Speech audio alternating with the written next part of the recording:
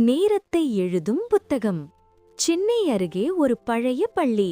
அந்த பள்ளியின் லைப்ரரிக்கு யாரும் போக மாட்டாங்க. ஏன்னா அங்கே இருக்கும் சில புத்தகங்கள் வாசிப்பவரை உள்ளே இழுத்துக் கொள்ளும் என்று சொல்லப்படும். அந்த பள்ளியில் படிக்கும் மாணவி ஆதிரா.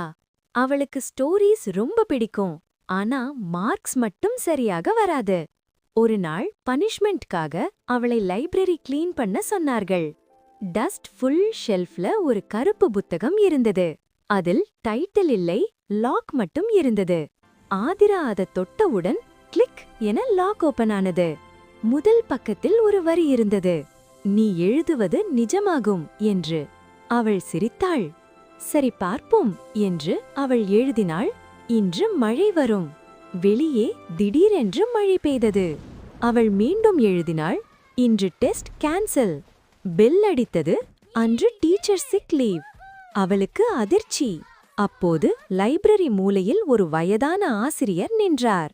அந்த புத்தகம் விளையாட்டில்லை. ஒவ்வொரு மாற்றத்துக்கும் விலை இருக்கும். ஆதிரா, என்ன விலை என்று கேட்டாள். நேரம் என்று அவர் சொன்னார். அடுத்த நாள் ஆதிராவின் வாட்ச் 10 மினிட்ஸ் ஃபாஸ்டா இருந்தது. அடுத்த நாள் 1 ஹவர் ஃபாஸ்டானது. அவள் எழுதும் ஒவ்வொரு விஷுக்கும் அவள் வாழ்க்கை நேரம் குறையும். ஆதிரா கோபத்தில், என் கிளாஸ் டாப்பர் மார்க் 0 ஆகட்டும் என்று எழுதினாள். அடுத்த நாள் டாப்பர் எக்ஸாம் எழுதவே முடியவில்லை. அவருக்கு உடம்பு சரியில்லாமல் போயிடுச்சு. ஆதிரா தன் தவறை உணர்ந்தாள். லைப்ரரி சென்று புத்தகத்தை பார்த்தாள்.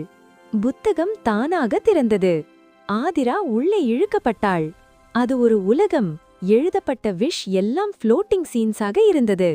அங்கே மர்ம ஆசிரியர் ஒருவர் வந்தார்.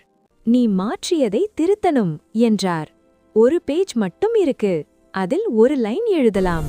உன் வாழ்க்கை நார்மலாக திரும்பும் அல்லது உன் செய்த தவறுகள் மட்டும் சரியாகும்" என்றார். ஆதிரா, "எல்லாம் பழையபடியாகட்டும்" என்று எழுதினாள். அவள் லைப்ரரியில் விழித்தாள். அங்கே புத்தகமில்லை. அதன் பிறகு ஆதிரா மார்க்ஸ் இம்ப்ரூவ் ஆக ஆரம்பித்தது. ஏன்னா இந்த முறை அவள் படிக்க ஆரம்பித்தாள்.